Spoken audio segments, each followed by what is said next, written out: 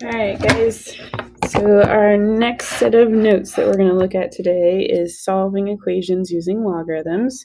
We started doing some of these in our last set of notes. We saw some where we solved equations like this, where we condensed and got it down to one log on each side and then dropped the logarithms and solved for x. And in this last one we did was where we just had one logarithm on one side of the equation. We can change it to exponential form and solve, and then you gotta make sure you check your answer so that you don't get an extraneous. Today on notes 3, which we're starting, we're going to look at solving some equations with logs that go just a little bit differently, or we're going to use logarithms to solve the equations this time. So this first example on here, we've done problems like this before. There was one like this on your last test. And I've got an equation where I want to solve this, but our variable is in the exponent. So to fix that, or to solve that, we want to make our two bases have the same base, and then we can set our exponents equal to each other. So just as a review, let's go through how to do that. 9 and 27 are both powers of 3. So I want to change both of these to become a power of 3. So 9 I can rewrite as 1 over 3 squared, and all of that is to the 5x minus 3. And then this one over here, I'm going to change 27 to 3 to the third power. 3 to the third is 27. Still have to have my fifth root on the index, or sorry, as the index. Then the next step, on the left side, I've got 3 squared on the bottom of the fraction, but I want it on the top. So I'm going to make my exponent negative, and that way I can have it be not a fraction. And then on the other side, I've got 3 cubed, and it's the fifth root of that. So I'm going to use my rational exponents and rewrite this as 3 to the 3/5 power. All right. Then on the left side here, I've got a power to a power. So I'm going to multiply my exponents. So this is 3 to the negative 2 times 5x minus 3. And that would equal 3 to the 3/5. And now I've got it so that my two bases are the same. Once those two bases are the same, I can just take the exponents and set those equal to each other. So I can take my 5x minus 3 equals 3/5. Oops, sorry, I forgot the negative 2 out here. Negative 2 times 5x minus 3 equals 3/5. And then we just use our algebra to solve. So that'd be negative 10x plus 6 equals 3/5. Then I'm going to subtract 6 on both sides. So we get negative 10x, 3/5 minus 6. If I get my common denominator there, that would be 3/5 minus 30/5, which would give us a negative 27/5. And then I'm going to divide both sides by negative 10. Or over here, dividing by 10, remember, is the same as multiplying by 1/10. So then we'll end up with x equals, negative times a negative would make a positive 27. Oops, I wrote 25. I meant 27 over 50. Can't simplify there anymore, so our x equals 27/50. Okay, but the big important part here to remember is what we did here, where we're getting it to be the same base, right? If we can do that, we can set our two exponents equal to each other. Okay, so all great, right? But let's say I want to solve this problem where I've got 3 to the x equals 5. Now before, anytime we said we have an exponential equation where the variable's in the exponent, we said we get it to the same base, and then we can set the exponents equal to each other. Well, it's kind of hard to do that when you've got a 3 and a 5, because I can't make those two numbers be the same base. They are not both powers of some other number. So we're kind of stuck, right? One thing we could do is we could look at taking logarithms of each side, right? So maybe I could switch this to say that this is log base 3 of 5 equals x. Okay, well, that's not so bad. Now I just need to figure out, well, what's log base 3 of 5? And again, that's saying 3 to what power equals 5, which is the problem we were stuck with when we started, right? Also, we have calculators, and on your calculator you have a log button. If you're not looking at it right now, take a second and take out your calculator. Look on your calculator, find the button that says log on it. Most of you should see that pretty easily. It just says LOG. Okay, it's a great button. We can use that to find our logarithms. However, and I think I mentioned this in our other class, when you're doing a logarithm on your calculator, that is the common logarithm. So that is only if I'm doing a logarithm with a base of 10. This problem we had up here had a base of 3. So I can't just use my calculator to find log base 3 of 5. I can only do log base 10 of 5. So real quick, before we come back to this log base 3 of 5, let's kind of practice on our calculator for a second. If I want to find a log base 10 of 10, now because that's the common logarithm, by the way, anytime you see log written without a base, so that's what this looks like, right? There's not a base written there. That's implied that it's log base 10. So if I want to do log base 10 of 10, I can just type in log of 10 in my calculator. And in this case, I get 1. Okay, that's base and what you're taking the logarithm of is the same number, so you're always going to get 1 there. Same thing on the next one. If I want log of 800 and there's no base there, that means I want log base 10 of 800. So again, plug that in your calculator. By the way, some of you may have to push the logarithm button first and then type in 800 for the argument. Some of you may have to push the 800 first and then hit the log button, just depending on your calculator. If you do log base 10 of 800 in your calculator, you should get, and this one's approximate because we got to round it, it tells us to round to the nearest hundredth. So this one would be 2.90 because it's 2.903.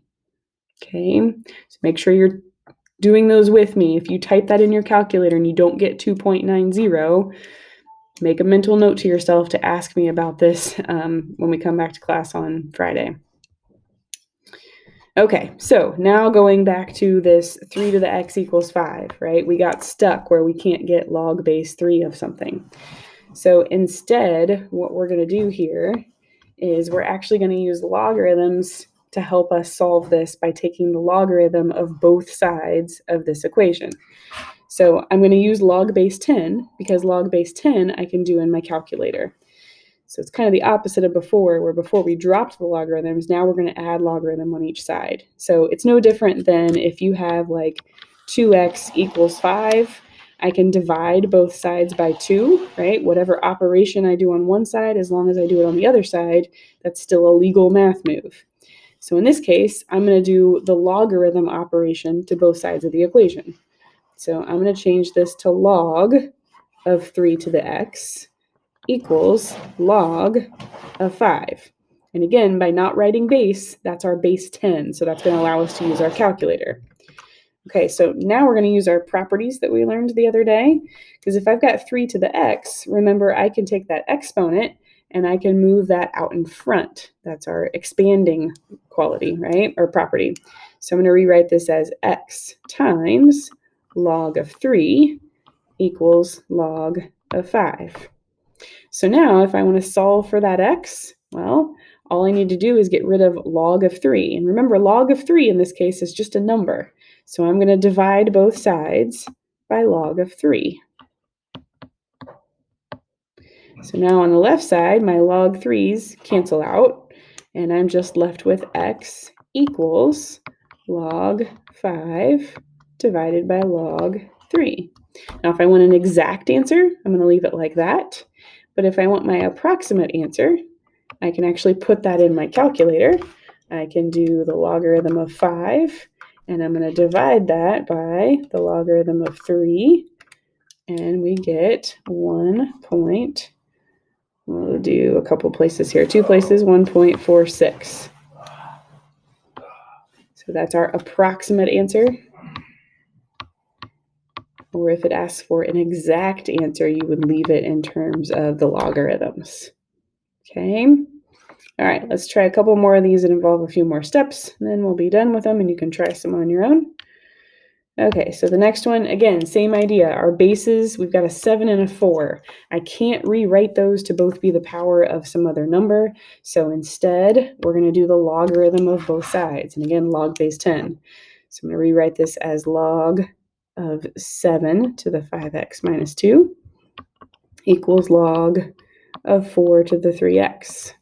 Again, now this time they both have exponents. Remember, we can use our properties to take those exponents and multiply out in front. So I'm going to rewrite this again as 5x minus 2 times log of 7 equals 3x, that exponent comes out in front, times log of 4. All right? Okay, now this one's a little bit more tricky because we've got to get the x's on each side. We've got to get those together, but we still have to follow our order of operations here. So on the left side, I'm going to distribute this log 7. Remember, anytime you see log 7, log 4, log 10, whatever it is, think of that as a number. It's just a number like pi, okay? So I'm going to distribute that in here. So then I would get 5x times log 7 minus 2 times log 7 equals 3x log of 4 on that side, right? Okay, so we're getting a little bit closer, but now I've got an x term on the left and an x term on the right, and then I've got this term without an x there. So I want to get the x terms to be on the same side of the equation. So I'm going to add the 2 log 7 over to this side. And I'm going to subtract the 3x log 4 over to this side. Okay, I can do both those steps at the same time. So that gets rid of those here. Now be careful, I can't just do 5x minus 3x on the left side here because one of these is a log 7 and the other is a log 4. So they're not like terms, so to say. So I've got to write those two separately. So I'm going to keep this 5x log 7 minus 3x log 4. And then equals over here, that's gone. We just have 2 log 7. Okay. All right, a couple more steps here. So now if I want to solve for x, again, we're trying to get the x by itself. Well, now both of these terms on the left side have an x. So I'm going to factor that out, kind of like a GCF. So I'm going to put an x on the outside. And that leaves us with 5 log 7 minus 3 log 4. I just took the x out of each term. And then that equals 2 log 7. Okay. Last step to get my x by itself, I'm going to divide by that 5 log 7 minus 3 log 4 on both sides. So then we end up with, as an exact answer, x equals 2 times the log of 7 divided by 5 times the log of 7 minus 3 times log of 4. So that's our exact answer again. A lot of times then we're going to actually want the approximate answer so that this number makes sense, right? I wouldn't use this number in real life, so we want to get it approximate. So you use your calculator here. You may have to do this in a couple steps. I'm going to do the bottom part first. So I'm going to do log of 7 times 5. And then we're going to, let's just do each of them here. That might be easier. So we'll do log of 7 times 2 for the top. And I'm going to leave about 4 or 5 places here so that my answer is more accurate. So 1.6902. Then I can do log of 7, times 5. That's about 4.2255. We're going to subtract log of 4 times 3, which is about 1.8062. So then, if we get that in our calculator, that's 1.6902 divided by 2.4193. And then we can do our division.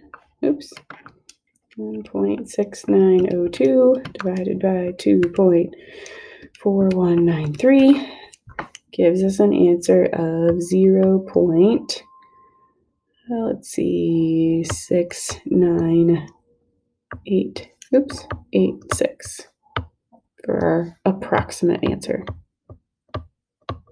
Okay, so a lot of calculator work. It's kind of different than what we're used to with solving an equation. Looks a little bit different than what we've seen before, but it's all algebra steps that you guys have done before. Okay, we'll try one more here just to kind of see this one more time, and then you can try some on your homework to make sure they make sense for you guys. Okay, so the last one kind of took up too much space there. Same idea again. We've got a base of 9 and a base of 2, right? So I can't get them in the same base, so we're going to take the logarithm of each side. So log of 9 to the 3x plus 7 equals log of 2 to the 6x plus 1. Our exponents come out in front. So 3x plus 7 times log of 9 equals 6x plus 1. Oops, I need my parentheses over there. Times log of 2. This time I got to distribute on both sides. So it'll give us 3x log 9 plus 7 log 9 equals 6x log 2 plus 1 times log 2, or just log 2. Again, we want to get the x's on one side, the constants on the other side. So I'm going to move the 6x over to the left side. So we'll have 3x log 9 minus 6x log 2. And then I'm going to move the 7 log 9 over to the right. So I'd have just log 2 minus 7 log 9. Okay, I just got the x's on the left, constants on the right. Then on the left side, we want to factor out our x. That leaves us with 3 log 9 minus 6 log 2. And the right side stays the same. And then we're going to divide. So I'm going to write this all in one step here. So x would equal, I've got the right side is log 2 minus 7 log 9. Oops, 9. All over 3 log 9 minus 6 log 2. So again, that's your exact answer. And if we want the approximate, we're going to plug all that into our calculator. And we will get on this one.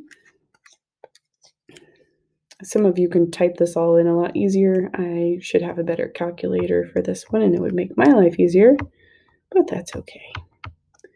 Minus 9 log times 7. Hopefully you're trying these on your own and not just writing down my answers to make sure that you know how to use your calculators. If you ask me how to use your calculator when we're doing the test over this stuff, I'm going to look at you and say, you had weeks to ask me how to use your calculator. So make sure you know how to use your calculator. 8, 6, 2, 7. 6. Oops, 2. And then I got to do some subtraction there. Oh, yes.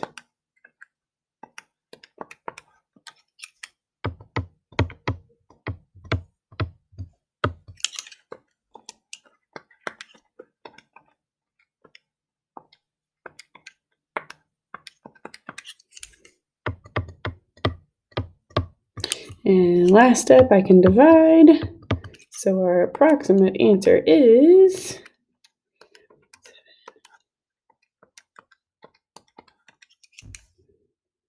a negative 6.0376 is our approximate. Okay. These problems can feel kind of long at first. Once you get used to the steps and how they work, I think you'll be able to kind of skip writing down every single little step, but you've got to get some practice on them. So make sure you try a couple. In our next class, we've got one more set of notes with a little bit more of some solving and a different type of logarithm. And then next week, we'll have a review day and then our test. So this is coming up kind of quick. Make sure you attempt these on the homework today. And then we'll go over questions on both this homework and on homework 2 when I see you guys on Friday. We'll see you soon. Have a good one.